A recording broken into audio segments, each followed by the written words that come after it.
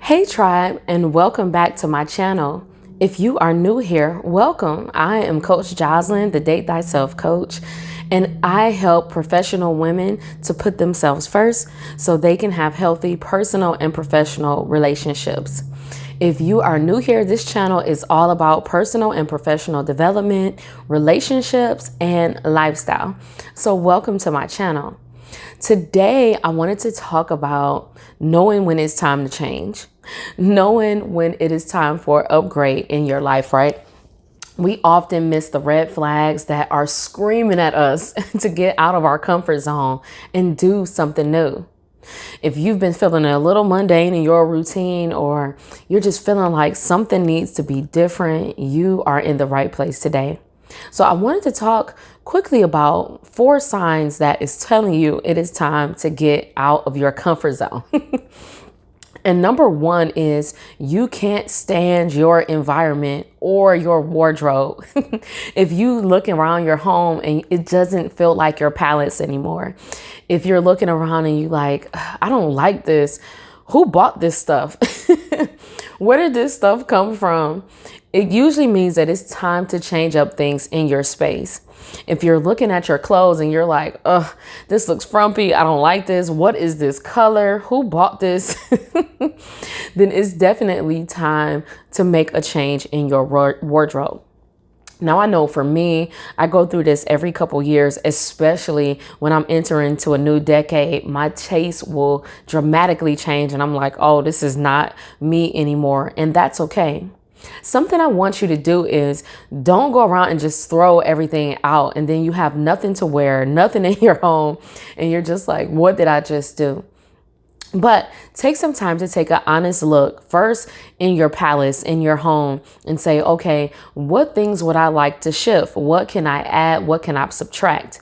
The things that you're taking away, take them to an organization, donate them, or you can sell them on Mercari or, places like that.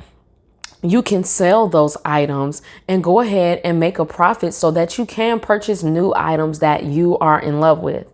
But don't overdo it. We don't want to get into debt. So I don't want you just going and buying a whole new wardrobe, splurging and spending $3,000. And now you're like, how am I going to pay this back? That's not the way we do things around here. We want to do things in decency and in order. So I want you to take some time and sell those things, or you can donate them however you would like to do it, and then use that money, or just make a budget to say, these are the new items that I want. These are the new items that I would like in my wardrobe, and take some time to build that. You don't have to do things quickly and do things like, oh, I just have to do it right now. But you do want to press forward and make sure that you're creating space for the things that you do love now and things that you enjoy now. Number 2 is you may be feeling anxious about work or about your business. So you may be in a situation where you're like, this job is getting on my last nerve. I am not feeling great about the direction that my business is heading in. Then it may be time for you to reevaluate your goals. Your goals, to me, is a roadmap to the life that you say that you want, to the life that you desire. And without those goals, you have no direction, right? You have no idea where you're going. So it may be time to review your past goals and refresh them. You may want to take your job in a different direction. So if you want to do that, look at the job that you want for your future. Look at the job description. What do you need to do? What skills do you need in order to get that job? If it's in your business, what new things do you need to implement? What strategy or what parts of your strategy do you need to change and say, you know what, this has not been working? And while we're on that subject, have you been analyzing what is working and what hasn't? Because sometimes we just say things don't work. I'm guilty of saying something didn't work and you've only tried it one time, right? That is not the way to measure things, right? So it may be time for you to refresh your strategy and analyze what's working and what isn't working so you know what direction you need to go in. Number 3 is that your relationships feel mundane and that they're going nowhere. Maybe you're not feeling supported in your personal or professional relationships. It is time to analyze each relationship. Are you giving too much? Are you not giving enough? Be honest when you're analyzing, be honest about where you're at. Do you need to put more into this relationship? Maybe setting up reminders to call them every Saturday or to spend at least 20 minutes talking to this person. Do you need to back off? Are you not feeling supported? You need to be able to say these things, because if we're going to have successful relationships, we need to be free to say what it is that we need and that what we want from those relationships, and also allowing that person to do the same as well. So analyze those relationships, even ask them, are you getting enough from this relationship? Or say that I feel like I'm giving too much.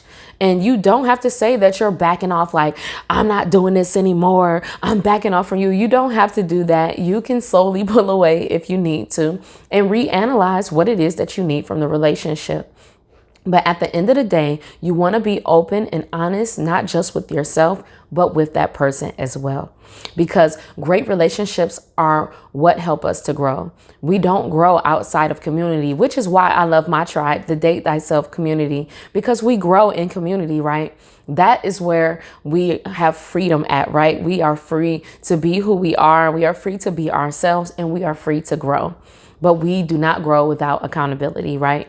So analyze these relationships and decide what it is that you need to do.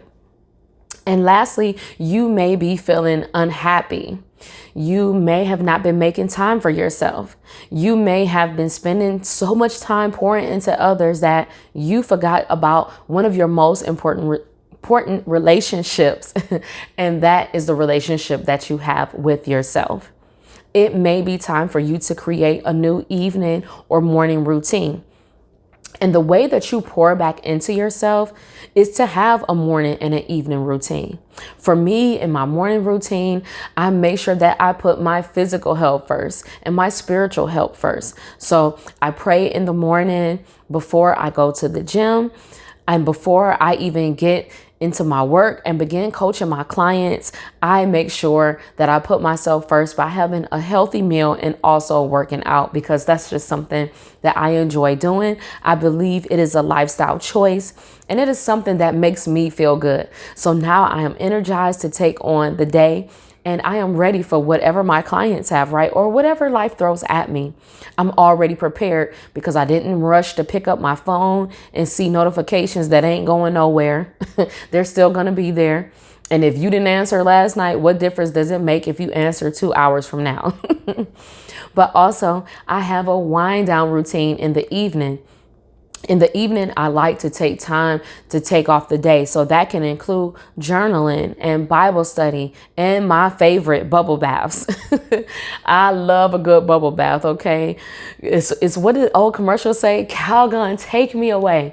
That's how I like to be in the evenings. So those are just a few things that I do in my routine. If you would like, let me know in the comments if you'd like to see my routine and see some of the things that I include in my routine. But I want to encourage you to have a routine where you put yourself first. That includes in the beginning of the day and at the end of the day. So I hope that you enjoyed these tips. I have also included my guide, that it's actually a free guide that is for you guys, that will help you to know what areas that you need to focus on. You can grab that in the description box. I will leave the link to that in the description box so that you can grab that. It is totally free, but it is how to transform your life now, because all of these things are signs of transformation, right? Signs that it is time to do something new. Signs that it's time to get out your comfort zone. And I want to encourage you to remember that your current comfort zone hasn't always been your comfort zone. We go from level to level, right? And the only way that we're able to do that is to come out of comfort and exercise our muscles and get ready for something else, right? So I want you to continue to grow. Thank you for showing up today. If you like this video, go ahead and like and share this video. And if you haven't already, please go ahead and subscribe to this channel. We are going to be talking about so many more things. And next week, we are actually going to get into the fall transformation.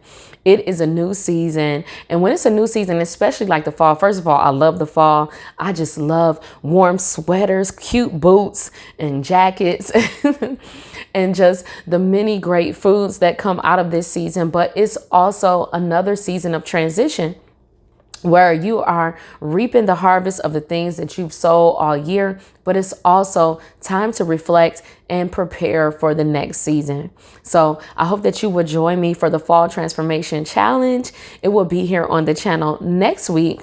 And just thank you for joining me. I love you guys to life. I hope you have an awesome week, an awesome weekend, and I will see you again next time on my channel. Bye.